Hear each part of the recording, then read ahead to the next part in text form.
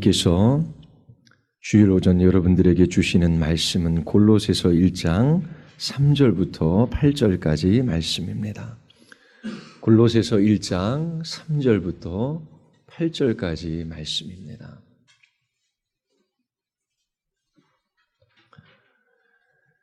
주님의 말씀에 귀를 기울이시고 온 마음으로 받으시기를 바랍니다. 골로새서 1장 3절입니다. 우리가 너희를 위하여 기도할 때마다 하나님 곧 우리 주 예수 그리스도의 아버지께 감사하노라. 이는 그리스도 예수 안에 너희의 믿음과 모든 성도에 대한 사랑을 들었음이요 너희를 위하여 하늘에 쌓아둔 소망으로 말미암음이니 곧 너희가 전에 복음 진리의 말씀을 들은 것이니라. 이 복음이 이미 너희에게 이름에 너희가 듣고 참으로 하나님의 은혜를 깨달은 날부터 너희 중에서와 같이 또한 온 천하에서도 열매를 맺어 자라는도다. 이와 같이 우리와 함께 종된 사랑하는 에바브라에게 너희가 배웠나니 그는 너희를 위한 그리스도의 신실한 일꾼이요 성령 안에서 너희 사랑을 우리에게 알린 자니라. 아멘. 기도하시겠습니다. 거룩하고 자비로우신 하나님, 오늘도 변함없는 그 십자가의 은혜와 사랑으로 우리를 붙들어 주셔서 예배당으로 이끌어 주시고 주의 말씀 앞에 서게 하여 주심을 감사드리옵나이다. 설교자의 입술을 통하여 하나님의 복음이 바르게 선포되어지게 하시고 성령께서 그 말씀으로 우리의 심령을 새롭게 하여 주시기를 원하나이다. 저희들이 비록 죄 많은 이 세상에서 고난과 고통이 많은 이 땅 가운데 두 발을 딛고 살아가지만 하늘의 영광을 바라게 하여 주시고 하나님 한번 기뻐하며 주님이 주시는 믿음으로 이 세상을 이기게 하여 주시옵소서. 성령께서 우리의 예배 가운데 충만히 역사하여 주시기를 간절히 원하오며 예수 그리스도의 이름으로 기도드리옵나이다. 아멘. 지난주에 여러분들에게 설교한 것을 잠시 요약하고 세 번째 여러분들에게 말씀드린 것과 이어서 더 설교하고자 합니다. 지난주에 첫 번째 질문이 있었지요. 원수가 누구인가? 라고 하는 것입니다. 하나님께서 네 이웃을 내 자신처럼 사랑하라. 그리고 네 원수도 사랑하라. 두 가지 명령을 주신 것은 아닙니다. 네 이웃을 네 자신처럼 사랑하라. 그 이웃이 원수일지라도 사랑하라. 한 가지 명령을 주신 것입니다. 원수는 믿는 그리스도인들을 박해하는 사람들입니다.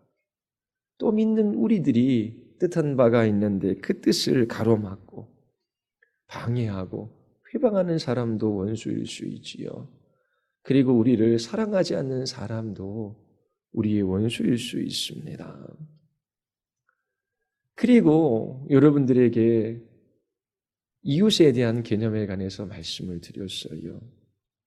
단지 친구나 형제나 동료가 성경에서 우리의 이웃이라고 말하지는 않습니다. 훨씬 더 넓은 개념을 가지고 있지요. 선한 사마리아인의 비유를 통하여 예수님께서는 우리의 이웃이 누구인지를 가르쳐 주십니다.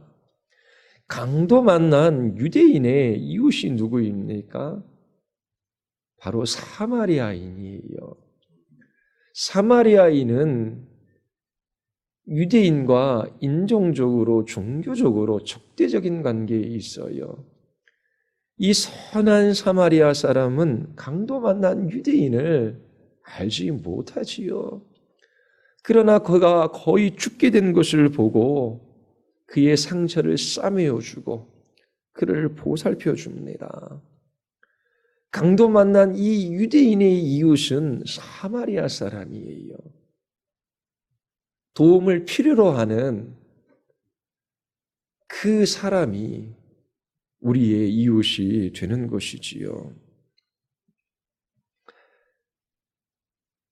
주님께서는 이처럼 네 이웃을 내 자신처럼 사랑하라.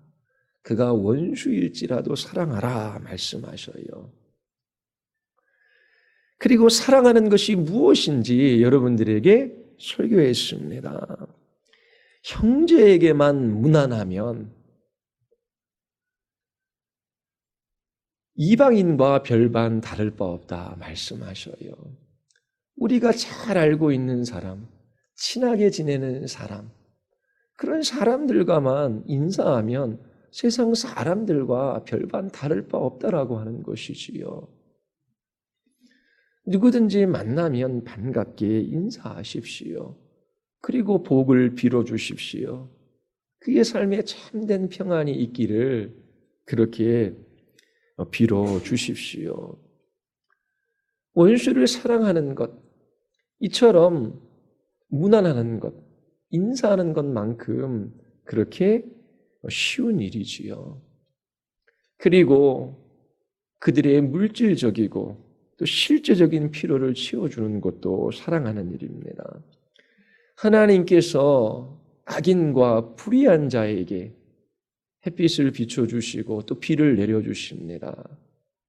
이것은 그들로 하여금 먹고 살게 하시는 거예요. 실제적인 사람들의 필요를 채워주는 것이 사랑하는 것입니다. 그리고 세 번째, 사랑하는 것은 그 원수들을 위하여 기도하는 것입니다.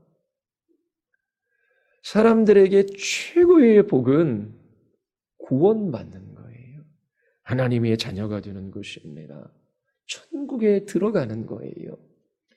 이 땅에서 아무리 부족한 것이 없이 살았다라고 할지라도 그가 하나님을 모른다면, 구원받지 못했다면, 천국에 대하여 모르고 있다면 그는 불행한 사람입니다. 비참한 사람이에요. 우리가 반갑게 인사하고 또 그들의 실제적인 필요를 채워주는 것만으로 만족해서는 안 되는 것이지요. 그 모든 것은 그들을 그리스도께로 인도하기 위함입니다. 그들은 기도할 수 없어요. 하나님 앞에 나아갈 수 없습니다. 그들을 대신해서 그들을 위하여 하나님 앞에 기도하는 것입니다. 하나님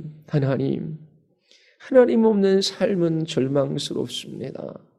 예수 그리스도를 믿지 않는 그 삶은 비참합니다. 이 땅에 썩어져 없어질 것들의 종로로 타고 허망한 것들에 붙들려 살아갑니다. 그들의 육체는 쇠잔해져 가고 죽음에 삼킨 되고 그 마지막은 그 죄값을 따라 지옥의 형벌을 받을 수밖에 없습니다. 저희들이 기회에 있는 이 날에 예수 그리스도를 믿을 수 있도록 저들에게 복음이 증거되어지게 하시고 하나님의 말씀 앞에 설 수 있도록 도와주시옵소서. 저희의 눈을 열어 구원하시는 주의 영광을 보게 하여 주시옵소서. 이렇게 기도하는 것입니다. 그리고 세 번째 질문. 자, 우리는 어떻게 사랑할 수 있는 사람이 될 수 있을까요? 어떻게 우리는 원수를 사랑하며 살아갈 수 있을까요? 사랑할 수 있는 힘을 어디에서 얻을 수 있을까요? 예수님께서 원수들의 모욕과 박해와 온갖 비난을 인내할 뿐만 아니라 기뻐할 수 있다라고 말씀하셔요. 그 이유가 무엇입니까? 그 이유가 어디에 있습니까? 하늘에서 받을 상이 크기 때문에 그래요. 상이 크다라고 하는 것은 내가 원수까지 사랑하며 살아가면 다른 사람들과 비교할 수 없는 그들보다 더 큰 것을 받을 것이다. 그런 의미가 아니에요. 너희 상이 크다라고 하는 것은 이 세상에 사람들이 귀하게 여기는 것, 소중하게 여기는 것, 가치 있게 여기는 것이 있어요. 좋아하는 것이 있어요. 그런데 그것과 비교할 수 없는 가치 있고 소중하고 정말 좋은 것이 예비되어져 있다라고 하는 것입니다. 그리스도인들을 위하여 하나님의 자녀들을 위하여 준비되어져 있다라고 하는 것입니다. 이처럼 하늘의 상을 바라보며 그 상이 우리에게 주어질 것을 확신하며 그렇게 살아가는 그들이 사랑할 수 있는 힘을 얻을 수 있는 것입니다.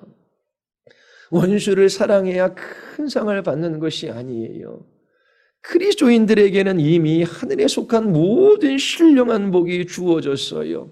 성령께서 우리들의 눈을 열어주시자 이 땅에 있는 물질적이고 이 땅에 눈에 보이는 그런 것들을 뛰어넘는 하늘에 속한 이 신령한 복이 무엇인지를 보게 해 주셨어요.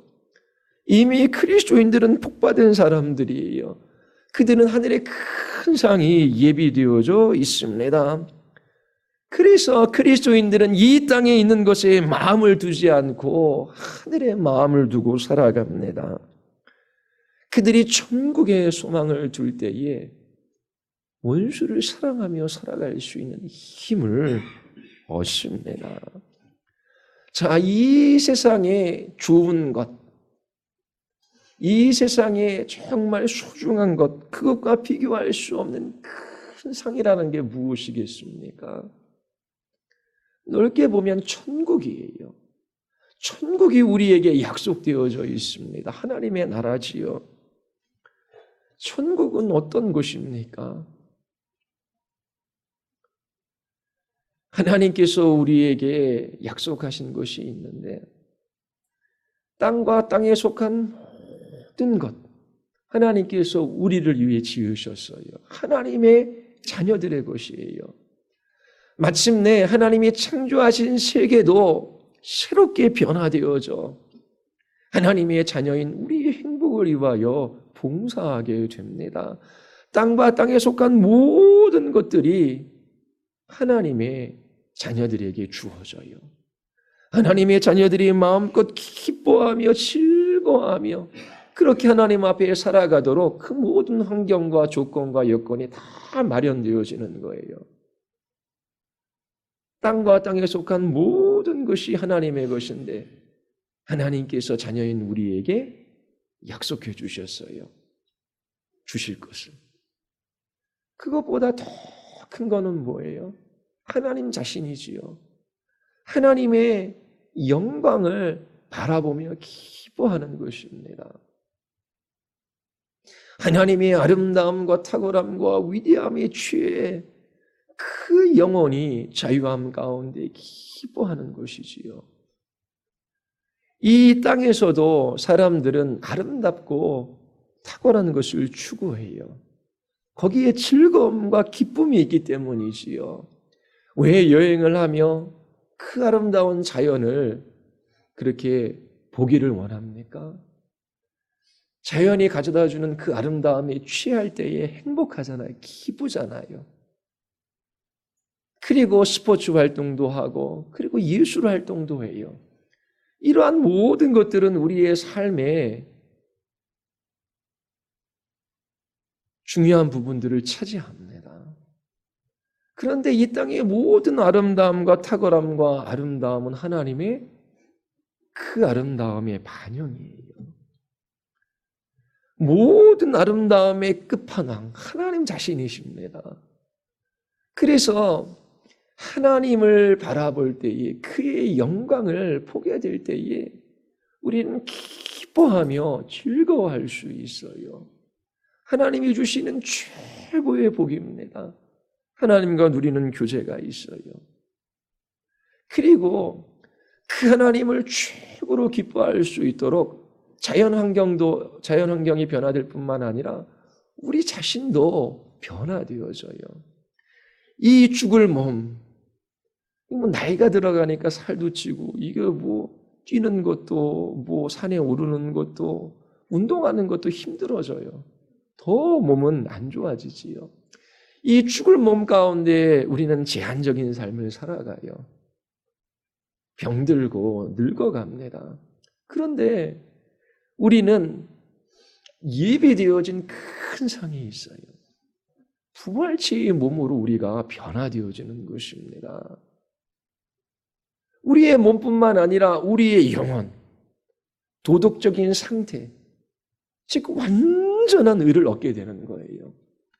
이 땅에 우리는 불완전해요. 육체도 이게 죽음의 지배를 당하고 있고, 그리고 우리의 영혼도, 우리의 마음도 불완전하지요.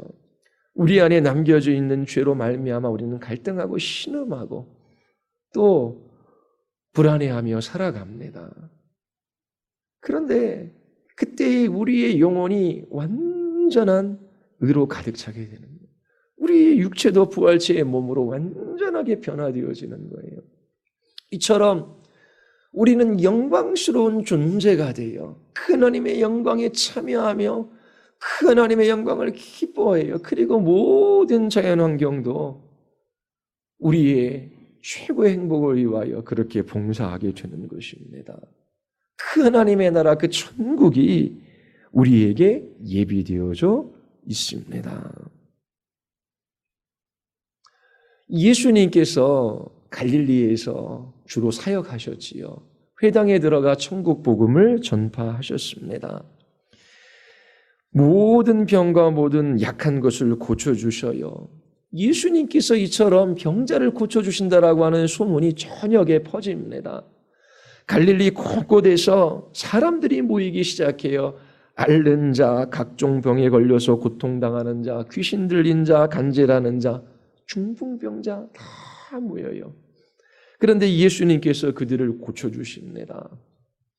자, 중풍병자, 몸이 마비가 돼서 움직일 수 없었던 사람이 이제 걷기도 하고 뛰기도 하고 이제 활동할 수 있게 되었어요. 얼마나 놀라운 일입니까? 얼마나 복된 일이에요. 이 질병에서 치료받는 것, 그 사람에게 자유를 가져다 주었을 거예요. 기쁨을 가져다 주었을 것입니다. 행복했을 거예요.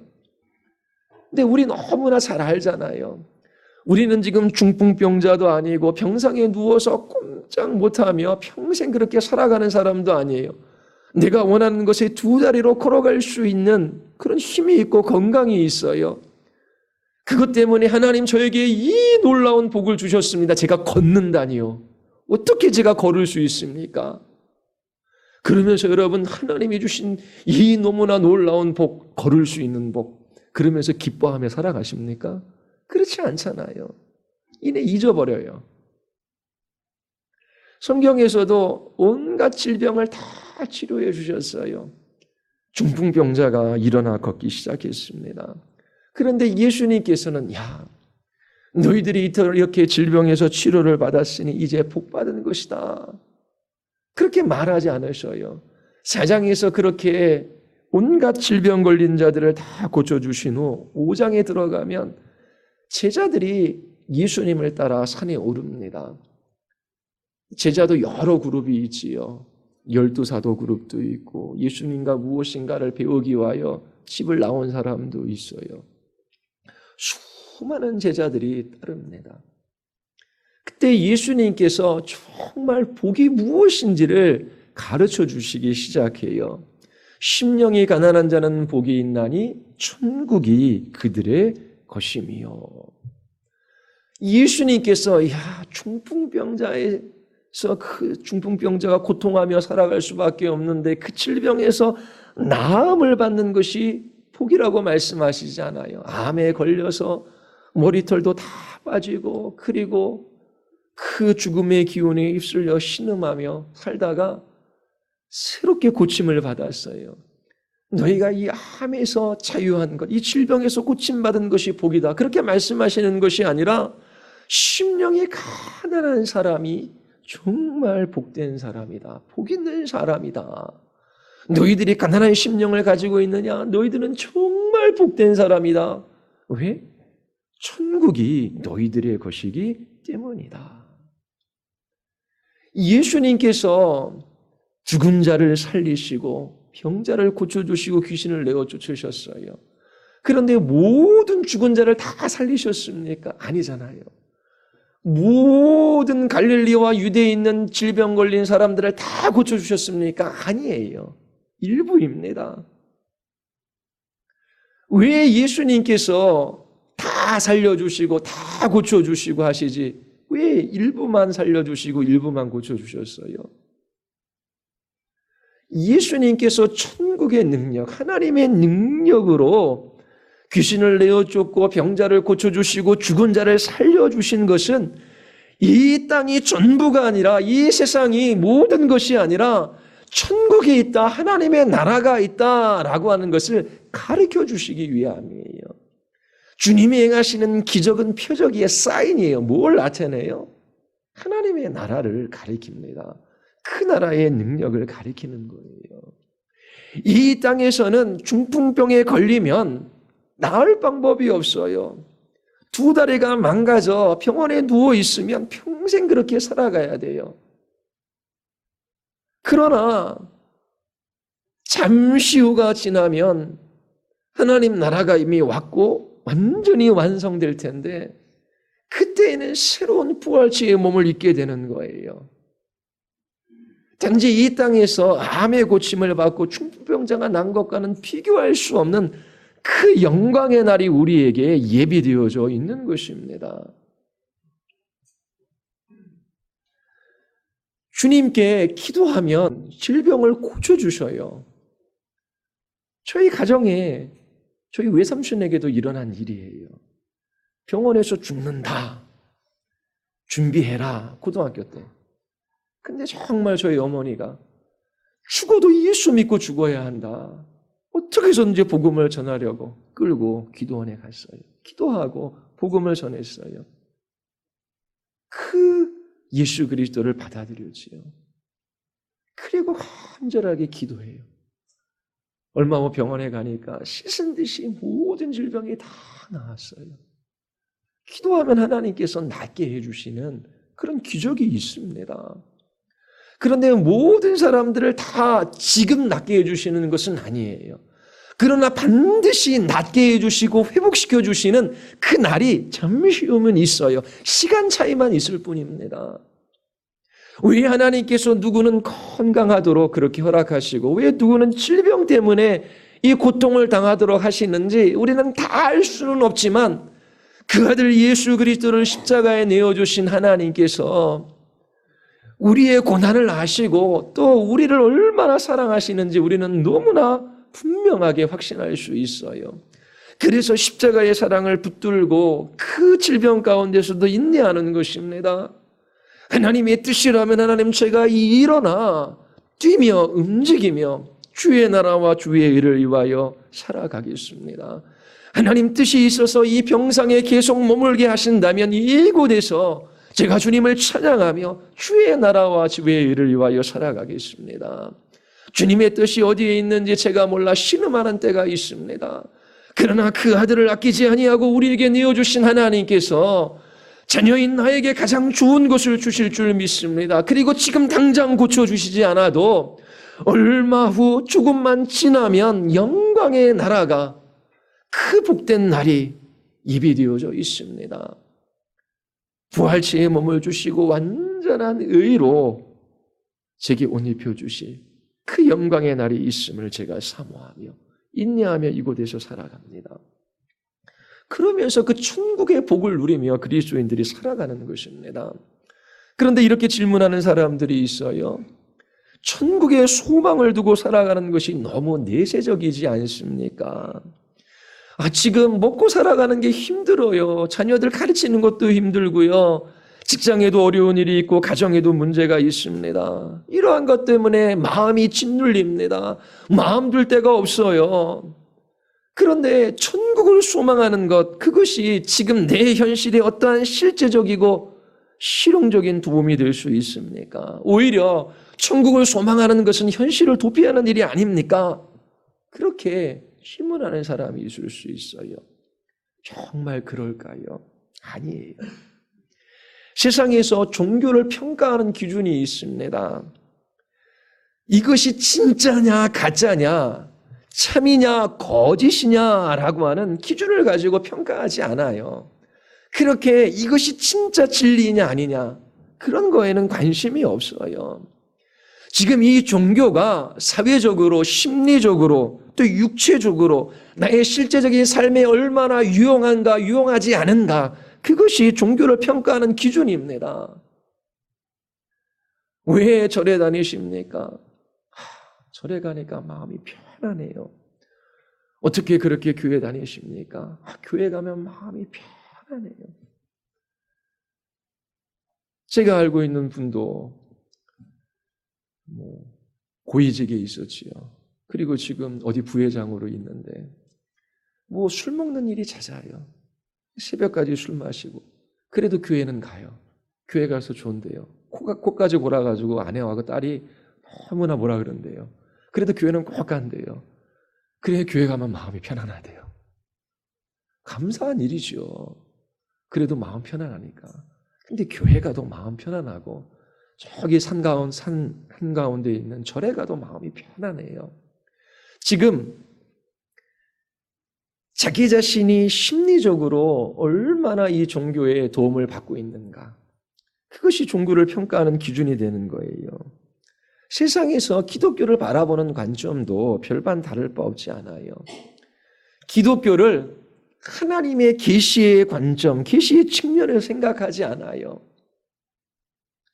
이 성경의 계시, 이 말씀은 사람으로 시작된 것도 아니고 사람으로 말미암은 것, 사람이 가르치는 것이 아니에요. 사도 바울이 자기 자신의 사도권을 변호하기 위하여 갈라디아서를 쓰지요. 거짓 교사들이 사도가 전한 복음은 문제가 있다, 결핍되어져 있다.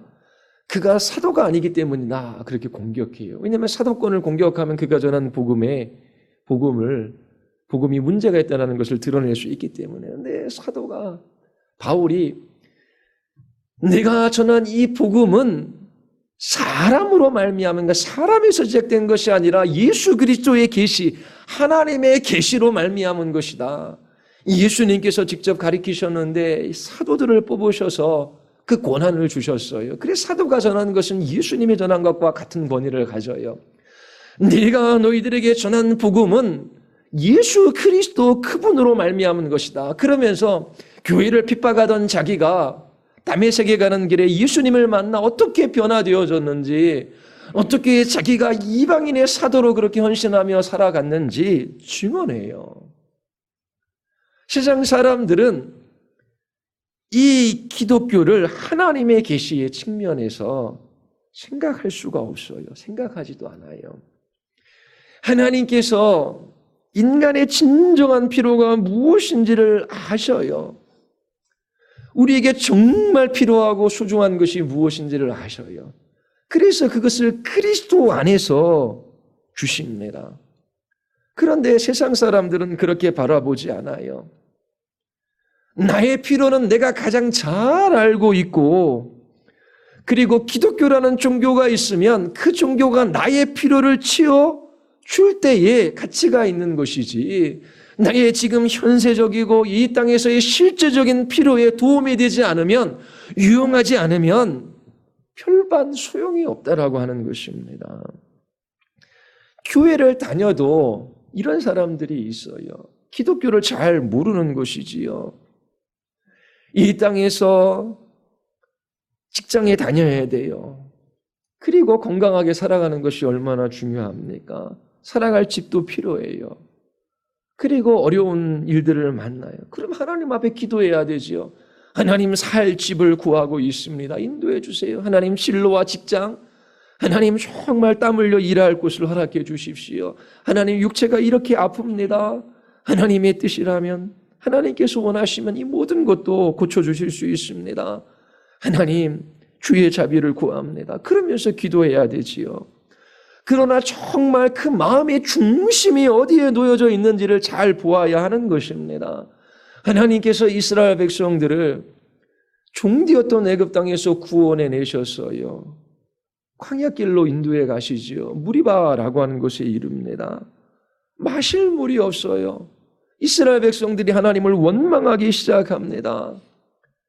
만약 그들이 하나님을 찾는다면 하나님 자신이 아니라 물을 위해서 하나님께 나아가는 것이지요. 지금 나에게 당장 마실 물을 주시지 않으면 나는 하나님 필요 없다라고 하는 것입니다. 다시 애굽으로 돌아가겠다라고 하는 거예요. 나는 지금 물이 없어서 지금 이 갈증에 시달리고 있는데 도대체 하나님이 어디 있냐라고 하는 거예요. 이렇게 구해도 왜 물을 주시지 않느냐? 왜 우리를 이렇게 고생시키냐?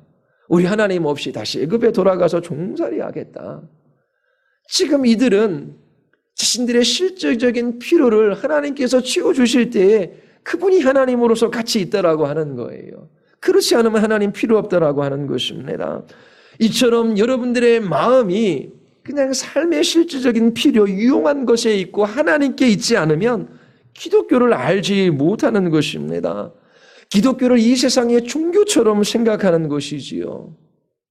기독교의 본질은 하나님 자신을 최고의 보화로 여기는 거예요. 하나님보다 소중한 분이 없어요. 하나님이 가장 아름답고 위대하고 탁월하신 분이셔요. 창조주이시고 구원주이시고 다시 오실 심판주이셔요. 모든 생명의 기원은 하나님께 있고 하나님께서 그 생명을 보존하시고 그 모든 창조 세계를 유지하고 계셔요. 그러면 그 하나님을 하나님으로서 인정하고 그 하나님을 최고의 보화로서 예배하는 것. 하나님이 예수님이 최고로 소중합니다. 그것을 삶으로 나타내며 하나님을 영화롭게 하는 삶을 살아가는 것이 마땅해요. 그런데 사람들은 그렇지 않아요. 하나님을 무시합니다. 하나님이 어디 있어? 나의 필요는 내가 다 더 잘 알고 있고 만약 이런 어려움에서 뭔가 신이 있어서 나를 도와준다면 그때 나는 그 신을 믿을 거야. 나에게 실제적인 도움을 주지 못하는 신은 참된 신일 수 없어. 뭐 그런 정도로 생각하지요. 하나님을 인정하지 않아요. 하나님의 말씀을 따라 순종하려고도 하지 않아요.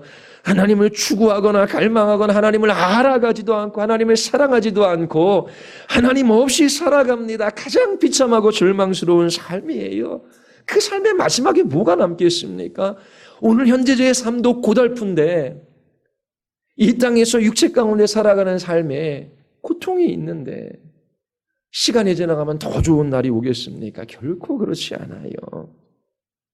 사람들은 하나님을 무시하면서도 사람의 인권은 소중하게 생각해요. 맞아요. 인권을 소중하게 생각해야 합니다.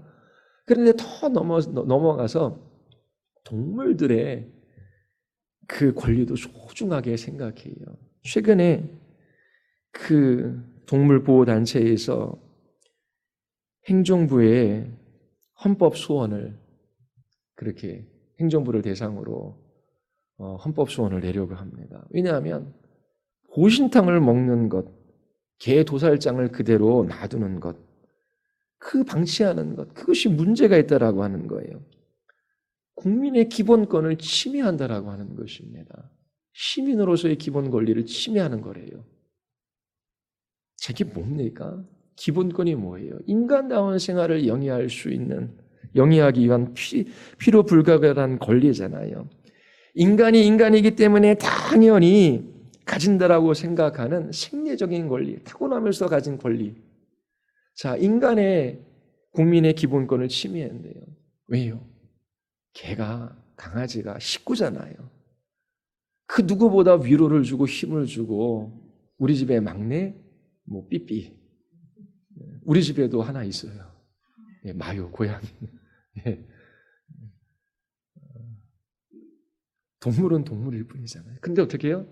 반려동물인데 전 세계 국가 중 개를 먹는 그런 국가는 몇 안 된대요.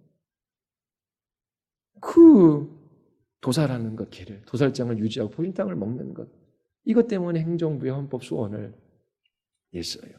대상으로.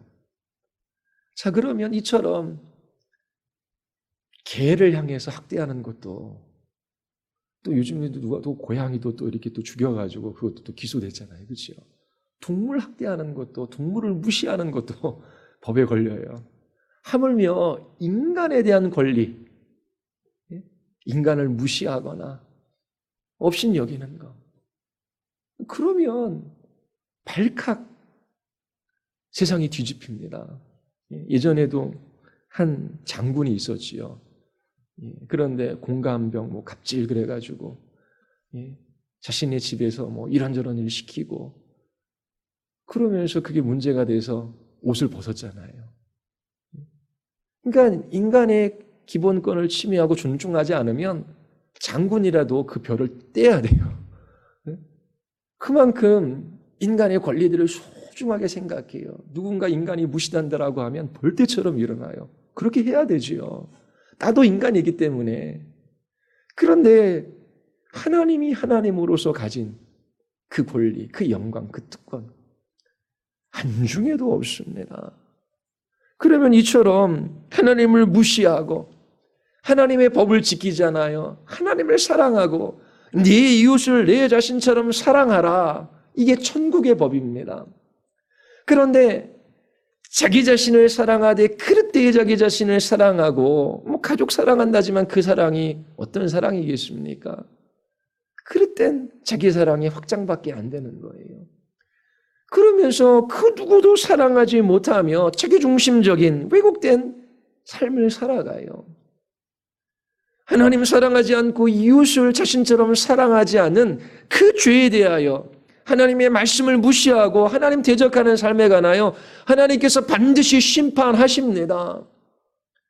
하나님께서 창조하시고 그 창조하신 하나님의 사람들과 함께하기를 원하셔요. 하나님 닮아야 되죠. 하나님의 뜻을 따라 살아가야 되지요. 그런데 하나님 대적하고 사랑하지 않아요. 그렇게 비참한 삶을 살아가는 우리들에게 하나님께서 구원을 약속하십니다. 우리가 받아야 할 죄값을 대신 예수님께서 십자가에서 받으셨어요. 죄 없으신 예수님, 영원하신 하나님의 아들이신 예수 그리스도께서 바로 죄인된 우리를 위하여 십자가에서 몸을 찢으시고 피를 흘리신 거예요. 그 예수 그리스도를 믿는 우리들의 모든 죄를 용서해 주시고 하나님의 자녀가 되게 하셨어요. 사랑받는 주님의 자녀로 부름을 받은 것이지요. 뿐만 아니라 이 땅에서는 잠시 나그네의 외국인의 삶을 살아가게 하시고 우리의 본향인 그 천국을 약속해 주셨어요. 우리 모두는 이 타락한 이 땅, 이 세상에서의 삶을 살아가도록 지음받은 사람이 아니에요. 이 세상에서의 삶은 우리에게 불편할 뿐입니다. 이 세상에서 원하는 것을 다 하고 얻고 싶은 것을 다 얻어도 참된 만족이 없어요. 왜냐하면 우리는 이 땅에 있는 것으로 만족하며 살아가도록 지음받은 존재가 아니기 때문에 그래요. 천국에서 하나님과 함께할 때만 우리는 참된 만족을 누릴 수 있습니다. 그래서 그리스도인들에게 간절히 사모하는 것이 있어요. 바로 하나님의 영광에 참여하는 것입니다. 부활하신 예수 그리스도를 만나기를 원해요. 죄와 이 연약한 육신으로부터 자유하게 될 그날을 사모합니다. 우리의 모든 환경과 상황, 자연이 다 변화되어져 마음껏 하나님을 찬양하고 기뻐하며 영원한 복을 누릴 그날을 기다리며 살아갑니다. 이처럼 그리스도인들이 큰 상을 바라보고 천국을 소망하며 살아갈 때에 그들은 너무나 경건한 나머지 이 세상에 있는 것들을 하찮게 여기고 쓸모없는 것으로 생각할까요? 현실이 어떠하든지 상관없이 자기중심적인 삶을 살아갈까요? 성경은 그렇다라고 말하지 않아요. 성경에서 분명히 우리에게 가르치는 것이 있습니다. 하나님에 대한 약속, 하늘에 큰 상이 예비되어져 있다라고 하는 것, 그것을 알고 열렬히 사모하는 사람들은 세속적인 이기주의로부터 자유로운 삶을 살아갈 수 있어요. 아무 일도 하지 못하게 하고 후회와 자기 연민의 삶 속에서 살아갈 수밖에 없는 우리들을 자유하게 합니다. 자, 사업을 했는데 실패했어요. 장사도 잘 안 돼요. 큰 빚을 졌어요. 좀 더 열심히 잘할 걸, 그때 그 선택을 하지 못할 것, 하지 말아야 할 것, 후회가 밀려와요. 그리고 나는 왜 이거밖에 안 될까? 자기 연민에 사로잡힙니다. 힘이 없어서 아무것도 하지 못해요. 건강하게 살다가 갑자기 쓰러져요. 병상에 누워있을 수밖에 없어요. 자동차 사고가 나서 온몸에 화상을 입어서 얼굴이 일그러져요. 그때에 절망하고 낙심하고 자기 연민에 빠져서 아무것도 하지 못하는 사람들이 많아요. 그 정도는 아닐지라도 내가 하고 싶은 일이 있고 원하는 것이 있어서 열심을 내서 좀 해봤지만 계속해서 원하는 것을 얻지 못하고 하고자 하는 일들을 하지 못해요. 실패해요. 그 실패 속에서 좌절하지요. 자기 연민에 빠집니다. 그러나 우리가 눈을 들어 하늘에 예비된 큰 상, 천국을 사모할 때에 모든 두려움과 탐욕과 괴로움과 절망, 게으름과 조바심과 시기심으로부터 자유한 삶을 살아갈 수 있어요.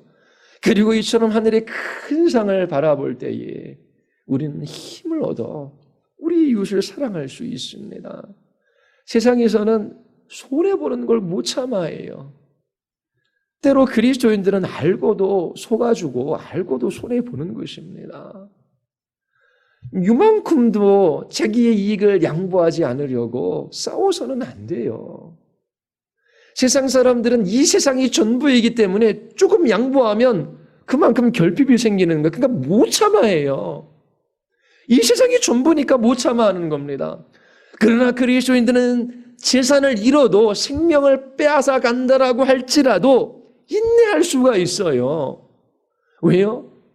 비교할 수 없는 더 큰 상, 바로 하늘의 복이 예비되어져 있기 때문에 그래요. 그래서 누군가 주장하면 그 싸워서 조금이라도 더 가지려고 하지 않아요.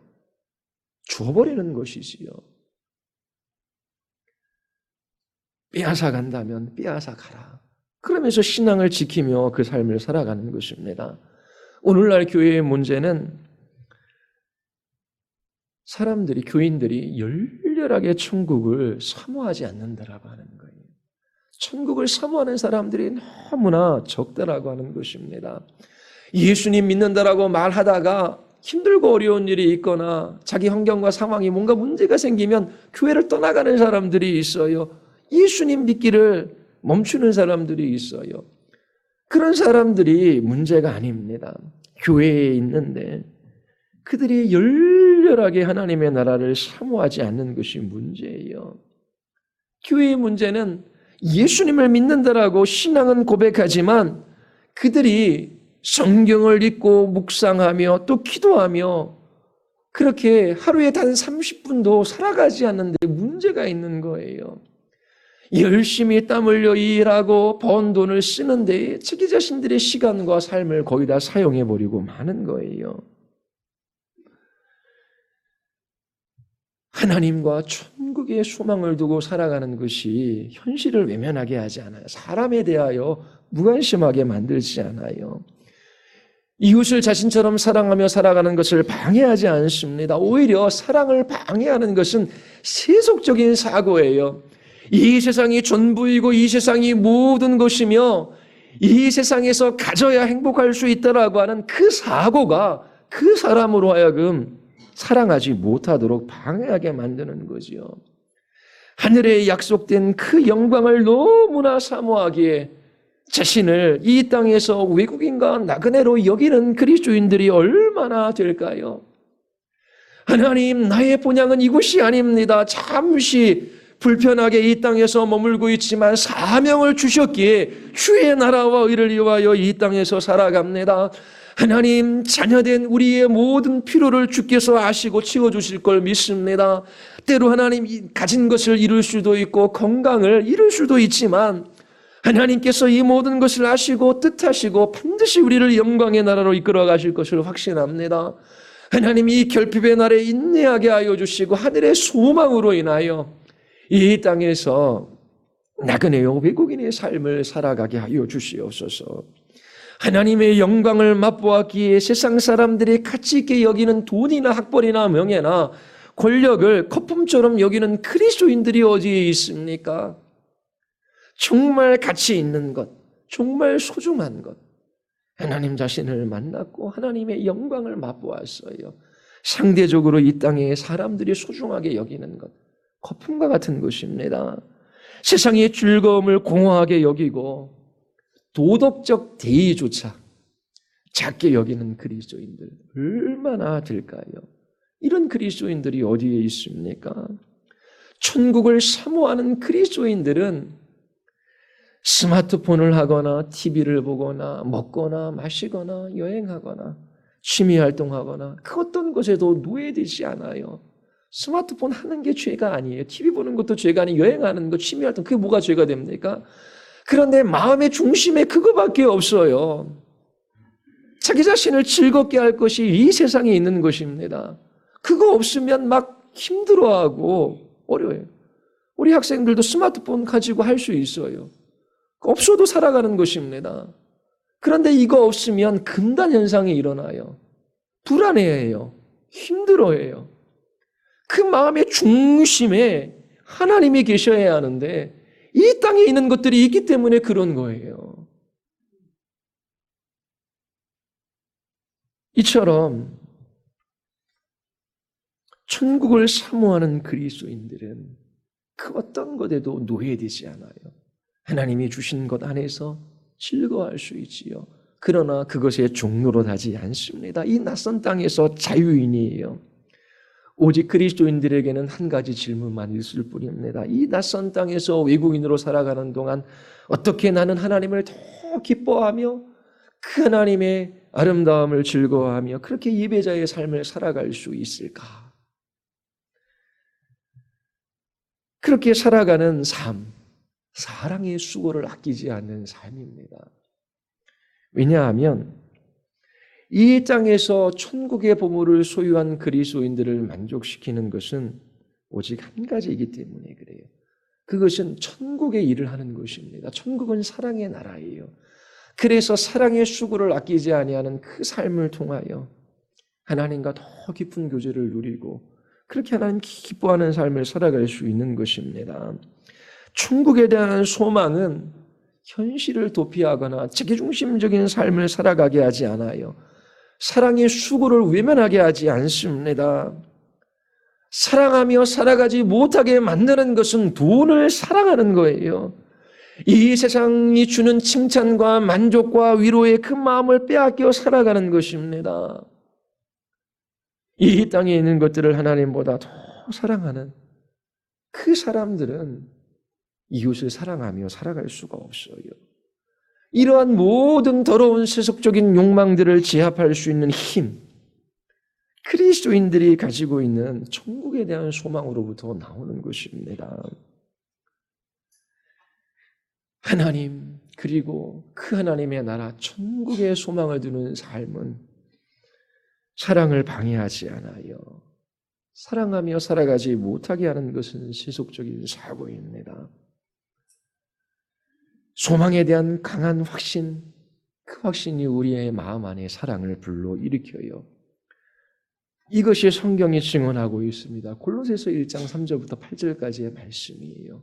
다음 주에 본문에서 관찰할 수 있는 것 세 가지, 그 관찰로부터 얻을 수 있는 실제적인 그러한 지침 세 가지, 그리고 실제적으로 모든 것을 잃어도 사랑하며 살아갔던 사람들의 일을 통해 그들이 정말 중요하게 생각했던 것이 무엇인지를 여러분들에게 말씀을 드리겠습니다. 우리 같이 한번 기도하시겠습니다. 우리 이 시간 기도할 때에 하나님, 세상 사람들처럼 기독교를 바라보고 있지는 않는지요. 정말 신앙의 본질이 무엇인지 알지 못한 채 자기 필요를 채우고 그리고 채워진 그것들을 기뻐하며 그렇게 잠시의 즐거움을 위해 살아가는 것이 전부인 것처럼 살아가다가 힘들고 어려운 일들이 있으면 좌절하고 낭망하고 자기 연민에 빠져서 그렇게 쓰러져 있지는 않는지요. 우리에게 참 자유를 주시기 위하여 그리스도께서 십자가에서 죽으셨습니다. 사랑하는 사람으로 우리를 빚어가시기 위하여 그리스도께서 우리를 위하여 십자가에서 죽으셨어요. 우리 이 시간 기도할 때 하나님, 정말 위의 것들을 바라게 하여 주시옵소서. 천국을 더 간절히 사모하게 하여 주시옵소서. 우리에게 예비된 큰 상이 있음을 보고 확신 가운데 하나님, 저희들이 사랑하며 살아가게 하여 주시옵소서. 우리 같이 한번 하나님 앞에 들은 말씀을 기억하며 우리 기도하시겠습니다. 하나님 아버지, 참으로 주께서 여기에 모여있는 모두를 기억하여 주시기를 원하나이다.